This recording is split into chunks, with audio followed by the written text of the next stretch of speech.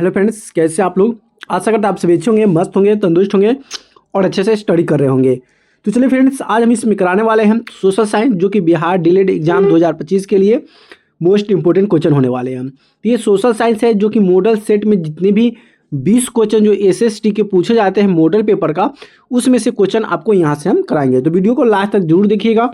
Channel को subscribe नहीं किया तो चैनल को सब्सक्राइब जरूर कर लीजिएगा, क्योंकि हमारे चैनल पे क्लास 6 से लेकर क्लास 12 तक के एनसीईआरटी के जितने भी टॉपिक होंगे, या इतिहास हो, भूगोल हो, राजनीतिक हो या अर्थशास्त्र हो, सभी का सॉल्यूशन, सभी का क्वेश्चन आपको हमारे इस चैनल पे देखने को मिलेंगे। तो वीडियो को लास्ट तक जरूर देखिएगा। चैनल को सब्सक्राइब नहीं किया तो चैनल को सब्सक्राइब जरूर कर लीजिएगा। तो चलिए यहाँ से 20 क्वेश्चन को यहाँ से सॉल्व करते हैं और यहाँ से स्टार्ट करते हैं। चलिए, तो पहला क्वेश्चन आपके सामने ये रहा। क्या कहता है कि प्रथम विश्व युद्ध के दौरान किस तिथि के संयुक्त राज्य की अमेरिका ने जर्मनी के विरुद्ध युद्ध किया था। ये जर्मनी के जो विरुद्ध अगर युद्ध लड़ा गया था, किसके बीच हुआ था, कब हुआ था। तो अगर हम बात करें तो हुआ था 6 अप्रैल को। क्या अप्रैल? 6 अप्रैल 1719 को क्या हुआ था, प्रथम विश्व युद्ध के दौरान तिथि का संयुक्त राज्य अमेरिका का जर्मनी विश्व युद्ध के दौरान घोषणा किया गया था। चलिए दूसरा क्वेश्चन देखते हैं। आपके सामने ये रहा दूसरा क्वेश्चन। क्या कहता है कि अंग्रेजों ने भारत में वन अधिनियम किस वर्ष पारित किया था। अंग्रेजों ने भारत में वन अधिनियम जो है पारित किया था। तो ये कब किया था? तो ये किया था 1822 में। कब किया था?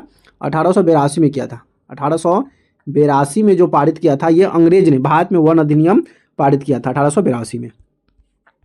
नेक्स्ट क्वेश्चन ये आपके सामने। क्या कहता है कि लेनिन के नेतृत्व में बोल्शेविक के लोगों से वादा किया था। तो लेनिन के नेतृत्व में बोल्शेविक से लोगों ने क्या वादा किया था? तो लोगों ने वादा किया था कि शांति, भूमि और रोटी। ये वादा किया था कि यहाँ पे शांति हो, भूमि मिले और रोटी मिले। ठीक है, यानी कि बी द राइट आंसर हो जाएगा। चलिए नेक्स्ट क्वेश्चन ये आपके सामने। क्या कहता है कि सविनय अवज्ञा आंदोलन, क्या है कि सविनय अवज्ञा आंदोलन से पहले क्या है, से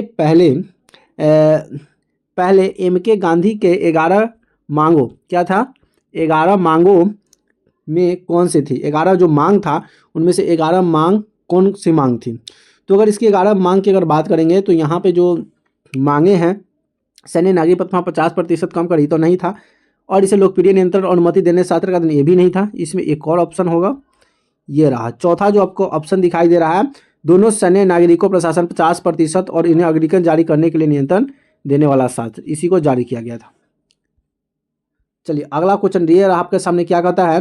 5वां नंबर क्वेश्चन नंबर 5वां है कि शहरीकरण को सर्वोत्तम रूप से वर्णित किया जा सकता है। शहरीकरण को सर्वोत्तम रूप से वर्णित किया जा सकता है किससे?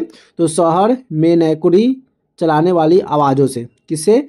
मैं नौकरी चाहने वाली आवाजाही से। ठीक है, चलिए नेक्स्ट क्वेश्चन ये रहा आपके सामने। क्या कहता है कि निम्नलिखित में से कौन सा भारत में वनस्पति एवं वन्य जीवन के वितरण प्रभावित करने वाला कारण है? तो कौन सा हो जाएगा?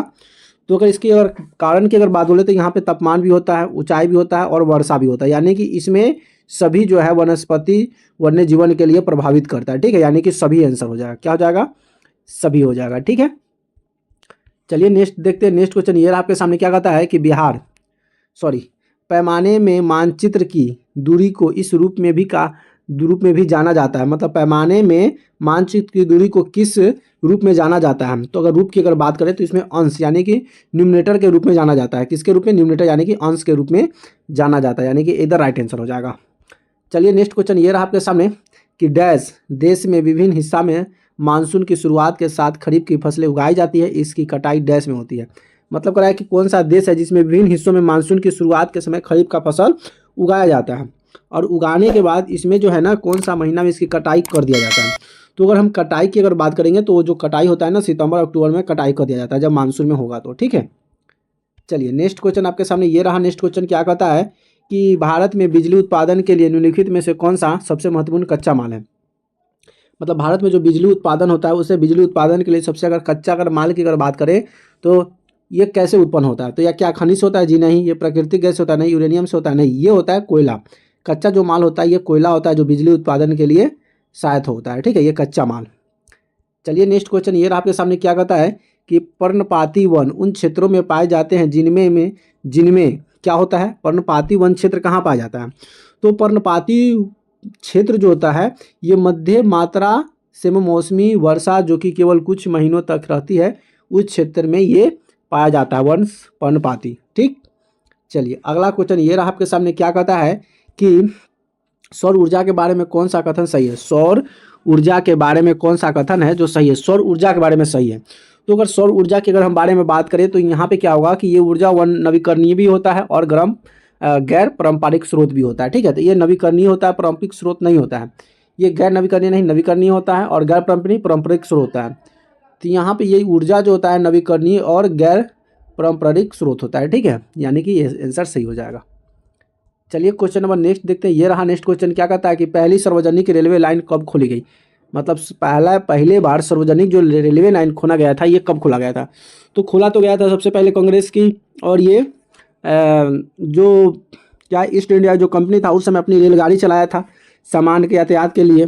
धीरे धीरे यह सार्वजनिक कर दिया, यानी कि सभी के हित में कर दिया गया। तो ये कब किया गया था, तो ये किया गया था 1830 में। कब किया गया था, 1830 में, याद रखना है 1830 में कर दिया गया था सार्वजनिक। ठीक है, सार्वजनिक का मतलब सभी के लिए। चलिए नेक्स्ट क्वेश्चन ये रहा आपके सामने, क्या कहता है कि बिहार में खनिजों और जिलों के संदर्भ में जहां वे मुख्य रूप से पाए जाते हैं निम्नलिखित युग का विचार करें। जैसे कि यहाँ पे लिखा हुआ है, चूना पत्थर कैमूर में पाया जाता है, उभरक नवादा में पाया जाता है, क्वार्ट्ज भागलपुर में, और क्वार्ट्ज जो होता है लखीसराय उपद्योग में से कोई युग का सही है। अब करा है कि बताइए उपरोक्त में से, यहाँ पे जो है उपरोक्त में से सही युग में कौन सा है, कौन सा उपरोक्त है जो करा है कि ये बात सही है। तो अगर हम सही की बात करेंगे तो यहाँ पे पहला ऑप्शन में दिया हुआ है केवल एक सही है, केवल दो सही है, केवल तीन सही है, एक दो सही है, केवल एक और दो सही है, और चौथा है कि सब सही है, यानी कि ये सब सही है। सही बात क्या है, सही बात कर रहा है। चलिए नेक्स्ट क्वेश्चन देखते हैं। नेक्स्ट क्वेश्चन ये रहा आपके सामने, क्या कहता है कि निम्नलिखित में से किस व्यक्तित्व के विरोधी किया कि लोकतंत्र लोगों के लिए और लोगों द्वारा है। किसने कहा था, तो ये क्या था, इब्राहिम लिंकन ने। किसने कहा था, इब्राहिम लिंकन। क्या हो जाएगा, इब्राहिम लिंकन। ऑप्शन में है इब्राहिम लिंकन, तो इब्राहिम लिंकन हो जाएगा। ठीक है, ये रहा इब्राहिम लिंकन। इब्राहिम लिंकन ने कहा था कि व्यक्ति के उद्धृत किया कि लोकतंत्र लोगों का है, लोगों के लिए है और लोगों के द्वारा ही बनता है। चलिए नेक्स्ट क्वेश्चन देख लेते हैं। नेक्स्ट क्वेश्चन ये रहा आपके सामने, क्या कहता है कि निम्नलिखित में से कौन सा लोकतांत्रिक चुनाव का सबसे महत्वपूर्ण विशेषता है। निम्नलिखित में से कौन लोकतांत्रिक चुनाव की सबसे महत्वपूर्ण विशेषता है। तो विशेषता की अगर बात करेंगे तो ये हो जाएगा स्वतंत्रता और निष्पक्ष चुनाव। क्या हो जाएगा, स्वतंत्र और निष्पक्ष चुनाव, जिसको कहते हैं free and fair election. Free and fair election होना चाहिए। चलिए नेक्स्ट क्वेश्चन ये रहा आपके सामने, क्या कहता है कि निम्नलिखित में से कौन भारत के राष्ट्रपति के चुनाव के लिए निर्वाचन मंडल का गठन नहीं करता है। ऑप्शन में जो है कौन है जो निर्वाचन मंडल का गठन नहीं करता है। तो देखिए लोकसभा तो करता ही है, राज्यसभा विधानसभा के निर्वाचन ये भी करता है, लेकिन अगर बात करें हम इसका कि विधान परिषद जो निर्वाचित ये जो होता है ये राष्ट्रपति के चुनाव के लिए निर्वाचित मंडल नहीं करता, लेकिन राज्यसभा के निर्वाचित सदस्य कर सकता है। तो आंसर मेरा क्या हो जाएगा, मेरा आंसर हो जाएगा सी, यानी कि 3 आंसर हो जाएगा। चलिए क्वेश्चन नंबर नेक्स्ट देख लेते हैं। क्वेश्चन नंबर नेक्स्ट ये रहा कि प्रथम अपील पर उत्तर प्राप्त करने के लिए कितने दिनों के भीतर द्वितीय अपील दायर की जा सकती है। प्रथम अपील पर अगर उत्तर प्राप्त करने के लिए कितने दिन के भीतर द्वितीय जो है दूसरा अपील जो है दायर किया जा सकता है। कितने दिन, तो 90 दिन। कितने दिन के अंदर, 90 दिन के अंदर, यानी एक पहला आंसर सही हो जाएगा। कितना दिन हो जाएगा, 90 दिन का समय चाहिए। चलिए अगला क्वेश्चन आपका सामने ये रहा क्वेश्चन, क्या कहता है कि बेल्जियम में विभिन्न सामाजिक समूहों के बीच सत्ता की सरदारी का एक अच्छा उदाहरण है। तो सत्ता की सरदारी के लिए अगर अच्छा उदाहरण की अगर बात करें तो यहाँ हो जाएगा सामुदायिक सरकार, जिसे क्या कहते हैं, कम्युनिटी गवर्नमेंट कहते हैं। दूसरा है डिस्ट्रिक्ट सरकार होगा नहीं, केंद्र सरकार होगा नहीं, राज्य सरकार, ये हो जाएगा सामुदायिक सरकार हो जाएगा। ठीक, चलिए नेक्स्ट क्वेश्चन देखते हैं। नेक्स्ट क्वेश्चन ये रहा आपके सामने, क्या कहता है नेक्स्ट क्वेश्चन कि निम्नलिखित में से किस देश में तानाशाही की तुलना में लोकतंत्र की प्राथमिकता नहीं दी जाती है। मतलब कौन सा ऐसा देश है जिस देश में लोकतंत्र किस देश में तानाशाही की तुलना में लोकतंत्र को प्राथमिकता नहीं दिया जाता है। कौन सा देश है, तो वह देश है पाकिस्तान। पाकिस्तान में क्या होता है कि लोकतंत्र को प्राथमिकता नहीं देता जितना तानाशाही मतलब जो जिसके विरुद्ध लड़ता है भ्रष्टाचार उसके विरुद्ध करता है, लेकिन लोकतंत्र लोगों का हित में कोई काम करने के लिए ऐसा बात नहीं करता। तो हो जाएगा पाकिस्तान। लास्ट और आखिरी क्वेश्चन आपके सामने ये रहा, क्या कहता है लास्ट और आखिरी क्वेश्चन, ध्यान से देखिएगा। आखिरी क्वेश्चन ये रहा कि सबसे अच्छे कानून वे है जो लोगों को डैश सुधार करने के लिए सशक्त बनाती है। सबसे अच्छा कानून किसे आप कह सकते हैं, सबसे अच्छा कानून कौन है जो लोगों की सुधार के लिए काम करता है। तो देख लीजिए लोकतंत्र है, आर्थिक है, विधायिक है और सामाजिक है। क्या होगा इसका आंसर? तो यहाँ पे आंसर इसका हो जाएगा डेमोक्रेटिक, यानी कि लोकतांत्रिक सरकार होगा। ठीक है, यानी कि यहाँ से 1 नंबर राइट आंसर हो जाएगा। तो चलिए फिर यहाँ से बिहार डिलेड का सोशल साइंस का जो आपका 20 क्वेश्चन ये है मॉडल पेपर से, जो कि आपका सभी सब्जेक्ट इसमें कवर होते हैं SST का। तो यहाँ से वीडियो को लाइक जरूर कर दीजिएगा, चैनल को सब्सक्राइब नहीं तो चैनल को सब्सक्राइब जरूर कर लीजिएगा, अपने दोस्त फ्रेंडों के साथ भी शेयर जरूर कर दीजिएगा। फिर मिलते हैं नए वीडियो में नए टॉपिक के साथ, तब तक लिए जय हिंद, वंदे मातरम।